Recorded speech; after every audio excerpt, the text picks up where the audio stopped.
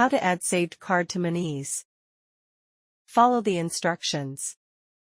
Open the Monese app on your mobile device. Log into your Monese account. Tap on the Add Money option on the main screen. Choose the option to add money by debit card. Tap on the Add New Card button. Enter your card number carefully.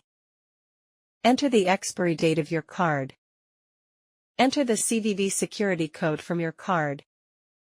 Check that your name matches the card details. Confirm the billing address if requested. Review all the entered information for accuracy.